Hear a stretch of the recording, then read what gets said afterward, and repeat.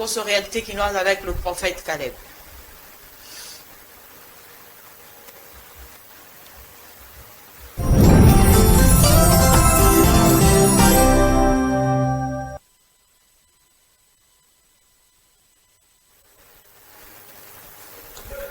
Nous sommes de retour. Réalité quinoise. Mesdames et messieurs, on vous avait déjà averti, on vous avait déjà informé que nous allons prendre le prophète Caleb, que nous allons tout parler à long et à large. Ningazana, il représente le pasteur, il représente les prophètes, il représente les évangélistes. Et donc, Lélo, Tozanaï. Prophète, bienvenue et bonjour à vous. Vraiment, bonjour aussi, Naba téléspectateurs, Nyos Bazolanda Bisso. Oui. Bonjour na bandeko biso moko na plateau. Oui. Bonjour aussi na bana nyonso tout na lobaka ya la parole de Dieu ainsi que na Angola palabra de Deus. Na yebike nzamba lola ndenga la musi biso c'est que azana ibele lisusu ya kolobela biso pona mukolo lelo. Amen. Nzamba azana ibele ya kolobela biso boni na église na yo. Boni ba activité boni nyonso bozo sala. En tout cas, église ya Nzambe tout d'abord. Nyonso tout ça va parce que yende mutaza au terre. En tout cas nyonso tout ya activité ya Nzambe zo kende bien. Donc parce que yeso razo batela biso c'est que aza na ba makambo ya malamu oyo azoyeba na kobomba pona liboso na biso. Merci beaucoup, prophète Caleb. On va directement commencer avec les actualités qui sorkil na batoile. Les lotolali tolamuki ezakaba pasteur. Tolali tolamuki ezaka ba pasteur ba homme politique ba homme kutu ba zongi sima bazolo ba lisusu komi kolo ba soki ba okika pasteur aboua ki mo eloko ba on pe ba zongi. Qu'est-ce qui se passe avec vous le pasteur? Boyaka ko na musala wa Nzambe ou bien boyaka réellement ezala rappel à Nzambe nda bengaka bino po boya ko salela? Vraiment merci beaucoup. Tout d'abord maman na question na yo. Et Zalika ka ndenge la fois passée na utayi kolobela parce que na lobaki la fois passée Nzambe soka pesi vision aeba na repesa pe provision. Donc moi j'ai été déjà inspiré par Dieu ya kolobela thème que o ezali mon peuple périt faute ya manque de connaissances. Parce que lelo oyo na lobaki yango ezana ba serviteur oyo ba luki Nzambe Naba serviteur o Nzambe yemoko aluka bango. C'est pourquoi ozomona ba réalité o ezo se passer lelo na communauté na biso. Parce que lelo oyo na mboka na biso surtout pour être un grand prophète, un grand pasteur, batu bazo juger na ba église a minene, bazo juger na batu oyo bazo kende peut-être ba pays étranger sans pourtant batala eloko o pena Nzambe abengeli mosali Nzambe. Nzamba bengi biso premièrement tozala ba exemplaire to refléter image ya Jésus-Christ. C'est pourquoi ozomona ba makambo ebele o ezosala malelo mama. Donc il y a des serviteurs parce que Jésus-Christ yemoko na ebandeli déjà alobaki na biso. Pour mona ebele ba koya na kombo nanga mais il y a les autres nga na yebi bango te. Donc ezalaki déjà eloko oyo Jésus ayebaki pona ko prévenir biso que na église il y aura des vrais et des faux. Alors bah faux alobaki tokoye ba bango car na misala na bango. C'est pourquoi moni exposition moi pour moi nazo benga ngoza exposition o Nzamba zo exposer ba faux serviteurs par rapport ya ba pratique na bango o bazo yeba na kosala. Merci beaucoup prophète Caleb. Moi oui. Je suis content de vous recevoir encore dans le plateau dans Tongwalelo. Merci. Je pense que vous allez bien prophète. Vraiment très à l'aise papa. Alors une question directe. Prophète Caleb, vous faites partie il y a lépré to aux anangambo ya bien aux anangamba ba lépré basa na nzambo baza ba lépré to basa na nzambo baza na baza na sainteté wazotamba malamu yebisa no biso no kana yo to yeba déjà. Bon, moi je reste toujours dans les camps du Seigneur Jésus-Christ. Je fais ce qui est mon Dieu. Il attend de moi. Parce que quand il y a lépré, quand il y a bateau, bazo se croire que baza saint. Pour moi, nazomona que ils ont encore bazar même genre. Parce que Nzambe azolo banabiso soki mabezali, nous devons to vendre sikamoko, to ba ko arranger pour tout même exemple bien. To koyi ko zalate na ba critique, il y a ba divergence à ba camp. Déjà tout d'abord na mambo Nzambe et comme déjà mabé. parce que nzamba zoloba tozala ini tozala eloko moko donc nga naza na camp ya Seigneur Jésus-Christ nazosala oyo nzambe azosengela biso basali na ye tosala po to reflecter image ya malamu vis-à-vis ya peuple oyo biso tozokamba. Mais prophète Caleb, est-ce qu'on peut dire aujourd'hui que vous faites la honte, vous les serviteurs de Dieu? Lelo, bon ça la sonne. Na bateau balandara bino biso ba fidèle to na l'église ko sambela. Est-ce que le monde a il y a une contradiction, il y a contraste moko na katsuana. Quand vous-même les serviteurs de Dieu bozo kanate bo comme na ba pic au bomo bimisango tina média na télévision. Moi j'ai suivi aussi la déclaration une interview il y a pasteur Mike Kalambay, il a répondu le pasteur Moïse Mbiye. Par rapport à la déclaration de Salakiwana, est-ce que vous avez que à lire ça devient un peu inquiétante à lire crédibilité comme aussi là non. Bon, crédibilité est aussi là-bas où on s'en exposé. Crédibilité est aussi là-bas où on garder conviction où on s'en bat tindagi biso. Très bien. Parce que tant aux autres temps combo otangi prophète Caleb te otangi ba kombo ya batu oyo bazo bunga likambo oyo nzamba. C'est que vous êtes exempté na makambo. C'est ça. Donc biso tozo respecter toujours ba norme parce que lelo ce qui se passe ici Bible zo bana biso toza la C mais toza batu ya mokili ote. Donc ça montre que un jour toko kende pas Seigneur oyo atindagi biso. Alors tant que se contempler mingi na makambo oyo les choses terrestres, alors demain quand vous serez en face de votre Seigneur et leur nino yo représenté comme exemple. Donc c'est pourquoi mon biso tozo garder toujours attitude onzambe atindi biso to sala na se amokili. C'est pourquoi mon temps azo révéler. Nous on n'arrête pas. Il y a directement la télévision qu'on peut sa vision en Zambé. Na uta ko leka dernièrement après na ko lobaga nzamba talisa ngai lobela sur mon peuple péri faute ya manque ya connaissance. C'était par rapport parce que nzamba yebaki simanango ezana ba convenu o ekoya. Ba serviteur ba rubazo yo kanate ba serviteur ba okoma na ba contradiction déjà ba émission na nga o na sala na lobela bango presque chaque fois. Kezana basali ya nzambe oyo ba yana musala oyo pona koluka ba business na bango mais apena ba serviteur oyo to yana musala oyo pona ko édifier peuple de Dieu parce que musala nzambe azali ngana loba musala nzambe za spécialité parce que biso pene to za boy to za na jugement fort oyo to kozwa lobby soki lelo oyo otiki mokili ase tout le monde a rozala juger. Alors tant que ba juger yo est-ce que nzambe a juger étant que spécial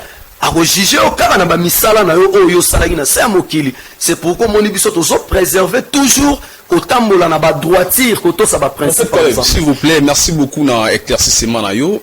J'ai une petite question aussi na poser yo. Tant yo au lobby qui yo is exempté, c'est-à-dire aux ana katsa ba les prêter. Yo ana vrai, na véridique. Oui. Alors quels sont les signes ostensibles aux la kisagi prophète Caleb asa vraiment ya nzambe ya solo. Parce que les lots la déclaration de M. Bimi Lelo, ce sont des déclarations fortes. Mais les lots tournent au yoka basse dans un bamo bimi ça va secret na bango ya se mamo yebanati. Net si mon ngana yebana que le pasteur Mozimbi azala mwana avant mariage. Na tolobi te kezali sumu. Mais nenga ba ko me mama et la kisa kite ki hier rose à la bongo. Mais les lots ezab ebimi na misu ya bato. Moi que lo wana yebana ite. Alors passer nini ostensible. Oyo to rondima que pasteur prophète Caleb aza vraiment na sainteté ya nzambe ya solo. Bon, ba signe oyo ekoiko reflecter premièrement ba ndeko o bazana ndako na rolingana pesa ba verset o nzambe atia ikatnanga. Donc ba ndeko fo baza au moins Luc 1 verset 11 otangi à partir à 11 après bazui kaka Luc 1 wana batangi lisusu 18 okiti atati na 20. Donc on appelle si ba verset biblique wana pourquoi ezali oyo nzamba inspiraki. Donc un serviteur tant walinga ko défendre quelque chose. Na ba version nzamba inspiraki yo po ezolobela nini? Parce que ezolobela, merci vraiment maman la question. Ezolobela tout d'abord que Zacharie abandai ko botate nzambe ayaki ko ange de Dieu ayaki ko bimela Zacharie. Tant ange de Dieu bimela ki Zacharie, ayebsaki Zacharie que na les jours à venir moi si aroya kozwazemi pe arobota mwana. Alors ce token na verset 18 au roman na Zacharie azotuna ange de Dieu et loko nini oyo ekolakisa ngai ke makambo oyo yo ekoyebisa ngai vraiment ezali ya solo. Parce que moi si na ngai si akomi na âge avancé et ngai moko pe na komi na âge avancé. Donc ce que tu version wana et que même na question merci beaucoup que même na question papa journaliste à Tuninga. Donc un serviteur dédié ce qui a vision mais tu as le droit il y a retour na penzambe. Est-ce que les camons que nous quelles sont les épreuves? Tant que parler sur changement ou révision de la constitution par exemple. Est-ce que basala nzambe wana ba meka ko tuna nzambe ba sini nini o nzamba pesa ki bango ezo laksake tala net sino so ito changer révision peut-être biloko na ba marché public ekokita. Ozomona donc ezo sala pasi basala nzambe bazo ko ba makambo ba tuna ba sini te et pas nzambe. Même si Moïse tozongi même ata na Exode Moïse tanga kutana ki na nzambe. Nzamba lobi na yeke na choisir yo pona kokende na Égypte ko libérer peuple na Israël. Mais Moïse atuna ki pe nzambe ti. Ba sini nini o nzambe zo talisa ngai ke soki na telemi devant Pharaon na ko résister. C'est pourquoi nzamba lobaki ne première signe soit bâton na yo. Boaka yango na mabele et deuxième signe nzamba lobaki soit le boko no à gauche kota na elamba bimisa et bon wana ki na lèpre. Tu vois donc ça montre que un serviteur dédié pour oya ko lobali kamumoko devant la nation même devant l'église vous devez demander des signes à partir de ces signes on nzamba kotalisa yo yango nde ko montrer que ozana droiture. Donc ndenga na yena tongwa lelo nazo lakisa na droiture parce que nazana ba vision pe na ba provision. Donc on appelle si ba verset za ba signe on nzamba tsaki 4 nanga pona kotalisa ke soki tozana droit ou tozana mauvaise chemin. Merci beaucoup prophète Caleb.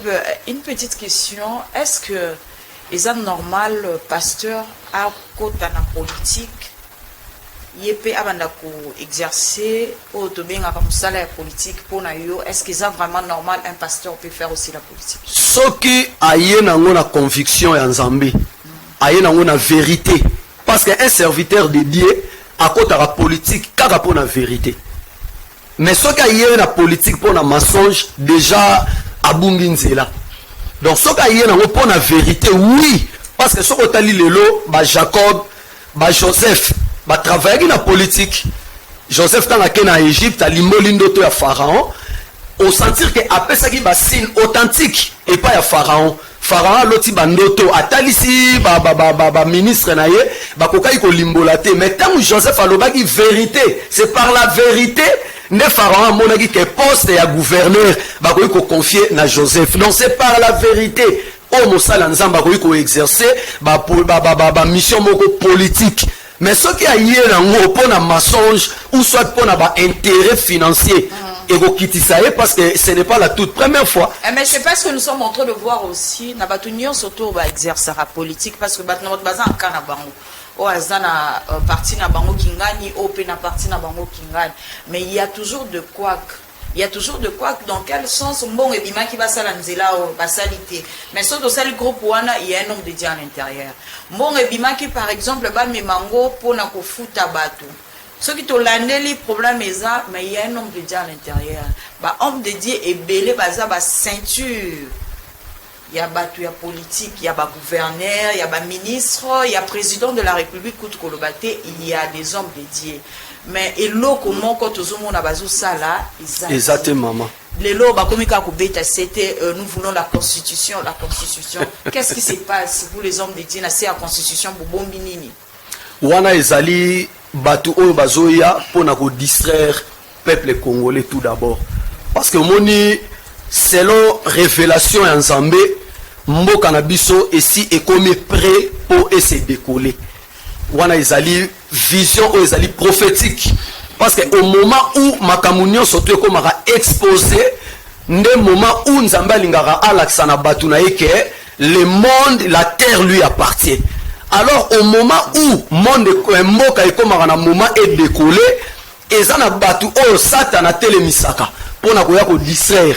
Donc ce qui tozana bino a na plateau j'ai suivi que boza ba chrétien na yebi que botanga la Bible so ki botangi na histoire biblique bon on a même au moment où Moïse a télémelaki Pharaon okomona ke ezalaki moment bana Israël ba se libérer mais makambo ebele telema ipona ko limiter bango mais lokola ezalaki vision ya Nzambe tomonaki bambula ya magorodo tomonaki makambo ya ndenge na ndenge c'est le même cas où ezo se passer lelo na mboka na biso donc ba serviteur oyo nga na bengaka comme ba fort lokola bamoni ke komi na moment où mboka ekomi na place se décoller yango moni bazoya toujours na ba manigance pona koluka kozongisa mboka na biso sima na ba makambo moni bazosala. Merci beaucoup prophète Caleb. Alors je rappelle que nos numéros sont affichés au bas de l'écran. Alors appelez-nous. L'émission La Tranche est interactive. Bokomelabiso, Bobenga Bisoté. Vous nous appelez beaucoup. Bokomelabiso s'il vous plaît. Comme ça, tu autant à te poser directement question à prophète Caleb. Au Azali Bosona Biso. Alors, il y a Héritier Yengawata. Héritier Yengawata qui nous suit directement à la pompage. Na CPA, Mobali ya Mama Lina Timba. Papa na bébé Prince Mukendi Yenga. Ndoyi ya Prince Mukendi Poutine Azolanda Biso. Alwina tous nos questions, mon co. Oui, papa. Prophète Caleb. À la lire où vont les choses, est-ce que vous craignez pas dans les jours à venir pour perdre la fidèle au baran de l'église? Parce qu'il va tout fidèle au bateau au banga. Pour apparemment, les pasteurs Mozimbi a bien ici c'est créé Nabino. Ou le pasteur Mozo Sala Bono Luka Cop, Bosala Cop, pour l'intérêt Nabino personnel et non pour la nation. Ba fidèle Bozo Banga Tena ba jour et Zoya, ba fidèle ba Kima, na ba Itonga Nabino. Donc ngai pona nga nazo sepela parce que ba pasteur o bazoya pona kobungisa bana Nzambe nzela bango nde ba ko perdre ba fidèle sko ba kozongela biso ba oyoyo to sana moi tozotambola na moi bosembo na liloba ya Nzambe donc ba oyo bazomema etonga ya Nzambe na ndenge ya grandeur parce que lelo oyo nazo bandela ngo na mboka na biso grand pasteur azali o azali l'église ya munene grand pasteur azali o peut-être asala ba voyage en Europe à chaque temps parce que lelo biso to sepeli parce que biso bato bazora biso comme ba pasteur ya mikie to sepeli parce que ba fidèle na biso bazongela biso parce que biso tozo garder sainteté na kati ya liloba ya Nzambe. Parce que nga za mukolo moko te o na koyiko lekana etando ike pona ya koluka kokosa peuple de Dieu. Tout d'abord na kobangela alliance nanga. Omoni lelo eloko peso sala basala ya Nzambe lelo boy parce que basala Nzambe belé ba yena ba activité na kati ya musala Nzambe. Beaucoup ya ba serviteurs de Dieu mona bazana alliance te. Parce que Nzambe a traité na musala Nzambe à partir ya ba alliance. Baza pelete. Baza pelete. Parce que soko tali Samson eloko ko isaki na Nzambe, c'était l'alliance. Tu peux tout faire mais sauf que rasoir et les kana cheveux na yote alors ce que basala Nzambe wana bazana alliance nini na Nzambe omoni neti nga na zana alliance na Nzambe Nzamba lobana nga lokutate na musala nanga alobana nga kisite na musala nanga omoni ke donc nazotambo na alignement pona ko respecter alliance o nga na sala na Nzambe. Rappelez nous bande bazola na biso église za pipo ba yeba pe église ezali na commune ya Bumbu na avenue Kiri numéro 54. Donc la parole de Dieu. Donc wanande esika o to sangana ka église en Nzambe parce que ngana za simple représentant parce que tonga eza en Nzambe. Ndenge moni Jésus Christ yemoko atika ki église et pas ya Pierre. O azalaki ni cousin, azalaki ni frère. C'était un simple chrétien bakutanaki kaka na libongo ya ambisi nde ayebaki kotika église epa na ye. Ndenge lelo tozomona ke église omi kotika la epa ya mwana liboso epa ya mwana suka donc wana nyonso tu nazoloba oke eza ba manigance ya basala Nzambe o bazoya pona kobungisa peuple de Dieu nzela parce que ngane na za bana na nyonso ata moko oyo azana na point ya ko succéder tonga Nzambe azalité. Parce que avant de succéder tonga Nzambe, il faut ezala na conviction ya Nzambe. Aussi longtemps les autres sommes na basala Nzambe bazo tika etonga Nzambe na mutu o Nzambe kuta bengi ete. Pona ko luka et comme le rôle la patrimoine, comme le rôle la bien moko ya famille, tu vois donc nous surtout on est ça. C'était prophète Caleb Ozolo avec Yosa appelé il faut tambola na droiture église ezayangani ya Nzambe. Église ezayangani ya Nzambe je vois. Banzimi ope bayaka wana bazana bango ka ya Nzambe bazaya yoto kenda kozwa bango na kati ya bandako ti mabonza oyo kotaka wana eza po bana na Nzambe pamboli ye aye na moi 1/10 aye na moi offrande na ye action de grâce aye kopesa Mais yo mosali ya nzambe soki mwana moko na kati ya etonga aleli ba frais scolaire ou ba frais académique yo po aider ekomi kaka pesa makambo zwa makambo. Est-ce que bino basali ya nzambe bozo pesa biso ku ya koya église ou bozo pesa biso debu ya koya ka ba etonga? Mama nzambe azali juste juge. Nzambe atikaka mutu nyonso tu ya masumu a opéré pendant 99 jours. Alors le 100e jour ezalaka jour où il faut frapper. Donc ce remoni ba convenant wana ezokoma ezali kaka po nzambe azolinga abanda sikoyo kobimisa bato bazosala misala na ye na ndenge ya lokuta, parce que balobaki il y a des vrais et aussi des faux. C'est ça. Donc tokoyeba bango na misala. Donc nzambe akomi ko exposer. En plus pe eloko moko na koloba na bana na nzambe tant tozo sambela balobi la foi vient de ce qu'on attend. Ce qu'on attend c'est la parole. Donc moi na nzambe ko kansate pona kaka mwana na yo abikama. Il faut kaka okende ko senga et pas ya mosali ya nzambe. Si vous avez la foi okoyi ko bonde la nzambe, lié peut aller aussi toucher une autre personne. Oh, pas quoi ya apamboli po emeka ko biksa likambu et pas ya moi. Est-ce que c'est mauvais d'aller demander à un homme de Dieu à rendre moi na yo service parce que toza na kati ya etonga na yo? Non, ce n'est pas mauvais. Moi na ngaza na mbonga minerval et puis yo to benga yo papa. Papa na biso ya molimo. Oui maman, ce n'est pas mauvais. Mais si quoi le problème ezali basali ya nzambe lelo soki yo parents au combien de niveau il y a aucun de plaider problème ou ils ont rendre difficile na famille et pas na bango pour na yé basali mususu lelo pour na yé azomona ngo donc et comme lokola a comme lokola na force moko likolo na yo osomona. Donc c'est pourquoi moni nzambe azotia biso to zala wana kaka pona ko encadrer bampate mais to zala wana te pona ko luka ko koma lokola yondo komi auteur ya famille to auteur ya libota bat parce que lelo otozomona ba exemple oyebi ke il y a des femmes mariées oyo na ndaku na ye même mobali abalié ayoka kayete mais ceux qui passer na ye alobi ayoki pourquoi babilo c'est ça osomona pourquoi babilo ko wana zo arriver parce que bandili baso komisa basali ya nzambe lokola ba auteur ya ba vito ba auteur ya ba foyer. C'est pourquoi moni ngai na kondana ka biloko wana ngana tsaka te bana nga ya itonga bas baba komisa nga lokola ngai ne na komi donc mutu moko bo on aza na solution or que solution eza na maboko ya nzambe. Prophète Caleb, merci beaucoup pour notre intervention. Alors, on a rappelé encore le numéro Zawana, Batebele, Azobinga Bissoumesfa. Basali Nanzambe, oh, Bamoni, Baza prêt. Tout solo la Makambo, et puis ça m'a Mamboka. Boya, le plateau est ouvert. Boya, Toroyamba, Bino. Oh, et ça m'a Mamboka. Alors, débat où il y a la constitution. Débat où tout ça. Alors, on a est-ce qu'il a péché na pasteur? À côté de débat politique, il y a population aux oleka lelo to azala na moi pensant moi sur position il y a quand mon corps atiki kam suspecté de passer à défendre pouvoir bazo défendre opposition. Est-ce que ils appellent soum to ezanerini mais biso toza ba bengi biso tozali ba mettre au milieu du village. Ce qui déjà est serviteur a commis ko garder ba camp. Déjà c'est un péché. C'est un péché. Parce que Bisoto Zawana, Jésus-Christ nous a dit, je suis le chemin, la vie et la vérité. Donc nous aussi les serviteurs, tout ça pour nous refléter quand image à Jésus-Christ. Est-ce que tant que nous soutenir parti pouvoir, est-ce que parti pouvoir, azana chemin, azana vie, azana vérité. Donc c'est ça le problème. Parce que moi, donc excusez papa, moi je ne peux jamais aller soutenir parti moko o bazana chemete, bazana vite, bazana vérité. Défendre Dieu c'est un péché. Donc je vais soutenir justement Moutou Oyo, azana vie, azana chemin, azana vérité. Alors ce total bateau bazana vie, bazana chemin, bazana vérité, et ça la population. Parce que bisonio surtout dans la République démocratique du Congo.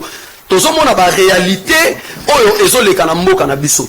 Aussi longtemps o bande ko na biso ba serviteur de Dieu bazoye baté, soki biso lelo basale nzambe to zongisi vérité maman. Mboka na biso e ko umela te ba situation et ozala changer. Parce que mboka na biso République démocratique du Congo ezo s'effondre à cause ya manque de vérité. manque à vérité. Parce que République démocratique du Congo, on a le baraïlo au moko, so inazo sambela ipa nzambe, na lo bageso na talimboka na biso, c'est comme si nzamba salara bamboka mususu, injustice. Parce que nous avons tout, sur tous les plans, tozana nyonso tout, richesse, ya mabele, ya mai, ya bazamba, donc tozana nyonso tout. Mais ce que na nyonso tout, wana mboka zo décolleté, parce que batu mingi, bazana vérité te.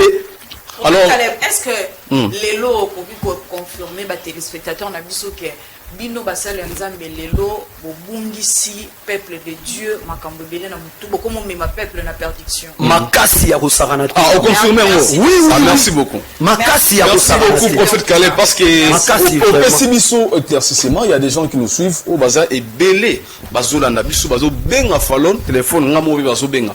Alors, on a une déclaration, on a proposé Bimisa, on va directement cause la position. Ah oui. Parce que les lots, Maramongo est comme il est compliqué. Alors, je profite aussi dans l'occasion de Yambio et à couper sa communiqué. Mon co, il y a Freddy Taki dit, les révérends Jefté Moulonga, dans la commune de Kimbanseke, et à célébrer 11e anniversaire, il y a ordination pastorale. Oui, cause là, le dimanche 17 mai, à 8h30, sur l'avenue Kivu, la numéro 5, quartier Mouli, commune Yaki Mbanseke. Alors, Miss Foebi, papa, prophète, révérend Jefté Moulon, on a inaye, na plateau, à la pasteur. Alors, ordination naye, aux ala les dimanches 17 mai. 11e ordination. Alors, vraiment, tout ce qui n'a peuple de Dieu, so, boya et belé, na etonga naye, les dimanches 17 mai. Parce que vous allez jour mort ya malamu ya fêti après on vous allez fêti et vous allez vraiment qui tourmingi wana Freddy Taki daté biso photo na écran. Merci beaucoup Freddy Taki. Alors prophète Caleb to komina souka parce que nous allons recevoir notre invité dans quelques minutes ça comme les biso le conseiller communal ya commune ya Gombe Roli Kapaya o azo garé des amours azo mata. Alors pour tout citer na yo nini to ko retenir na mambo nyonso ba tractation nyonso ezali lelo ba débat politique lelo elongwe et comme ba débat religieux ba sai na nzambe bozo pesa ba to lisusu position ya malamu mingi te tozo ibate to sala nini ba sai na nzambe mususu ba boyi constitution ezala réviser ezala changer lisusu bazo soutenir yango. Alors peuple de Dieu ayibite atsa lokolo wapi. Alors yo lokola to yambi zo représenter ba sai na nzambe na plateau yo oyi sabangu nino bazolanda bino bazolanda ona tomba. Il y a liboso na rolobana na peuple dédié parce que message nanga yo nzamba tsakinga na tongo lelo eza pour la population na ye donc peuple dédié asala makasi alongwa na perdiction parce que soki basala nzambe bazo umela kat na lokuta eza parce que peuple dédié azaka na kati ya kubunga nzela ko accepter ba pratique oyo na l'église ya nzambe totanga wango te na bible. C'est comme si bata ba $100, botelema bata ba $10, nazo prier pour na bateau ba pesi, nazo prier pour na ba. Donc ba pratique wana déjà, ezo senga peuple dédié à telema. Deuxièmement, na okendo loba na biso mo ba sale ensemble. Moment oyo eza parole prophétique selon la prophétie de l'Éternel. Donc to comme une temps ya exposition, Dieu il veut exposer tous les faux serviteurs. Donc moment où to commis, quel que soit le serviteur au bon mami. Parce que nzamba le bezo mona même fourmi abatami na salibanga bonga na oto za munene bo donc moment oto komi nyoso moni ezoleka eza exposition nzamba linga banda ko bimisa basala nzambe nyoso to o basala ka nzela molili ba o bayana musala nzambe pona ba business na bango et comme moment où nzamba ko exposer bango parce que nangina loba o nzamba tsekat nanga donc to Canada ta lelo ba marche pacifique ezoya makasi ba mois o tozo banda ba marche ko sala ma vision o nzamba zo talisanga donc population kinois akobima makasi na gisasa pona ko telemela sur tous les plans biloko nyonso ezo marché te na mboka bino boza ba palangani sango bo Canada ta lelo donc il y aura des marches pacifiques ngana loba nanga bien avant population kinois et obandana nous ana gishasa kinois ko telema pona ba route a ko telema pona biloko zo kitate a ko telema surtout likamba constitution parce que likamba constitution oyo tozo mona ngo le roi likambo ya mukie mais or que ça likambo très grave et ko risquer ba mort na kati mboka na biso. C'est pourquoi moi nazo senga na ba autorité ya mboka ba meka un peu ko réfléchir très bien pour na likambo oyo ya constitution. Alors je rappelle aussi que prophète Caleb c'est un docteur. À part Moussala Naye, à part vocation. Oui, oui. Aux Ambapessaye, aux Salelaye, Mazape docteur. Oui, oui. Oui, oui. Alors, Bongi Boni Moussala Nayo. Vraiment très à l'aise, papa. Na sepe de mieux, on connaît la point. Et quand même, Maza, autonome, hein, Missa. À part Kozala, Moussa n'a pas vocation, mais il a aussi un travail. Oui, oui, bateau vraiment, bateau to yagi na Moussala Nzambe, pour na roluka mbongo te, to yagi kara pour na édifier peuple dédié. Donc, nous avons profité pour lancer mot de la fin car on a produit à Sikao, to tchagi sur les marchés. Donc, on a été sur les régies, bah, pour balancer à ta fiche, il y a qui si y a Sikao, on a bimi, ça 45 minutes par ronde. Donc, ça pour la hémorroïde, pour la faiblesse sexuelle, pour l'éjaculation. Bateau, bah, on a des problèmes, des douleurs articulaires. On mou kongo passe, ma kolo passe. Bah, mi balo, bah, on a problème, il y a manque, il y a libido, il y a érection. Donc, qui si moko makasi on a tient à marché. Vraiment, ils ont produit mot très efficace. Bandeko, bah, vous en avez besoin, nango, bah, vous avez besoin na 089 68 12 867. 089 68 12 867. En tout cas, bah, meka produit wana, ils sont très efficaces. Ils ont sunga. Bandeko, bah, on a problème à hémorroïde interne, externe. En tout cas, produit wana, ils sont très efficaces. Merci beaucoup. Merci beaucoup. C'est à moi aussi à vous remercier. Nathalie merci beaucoup d'être venu. Il était ici avant nous-mêmes. Très ponctuel. Merci beaucoup, prophète Caleb. Question à la bombe.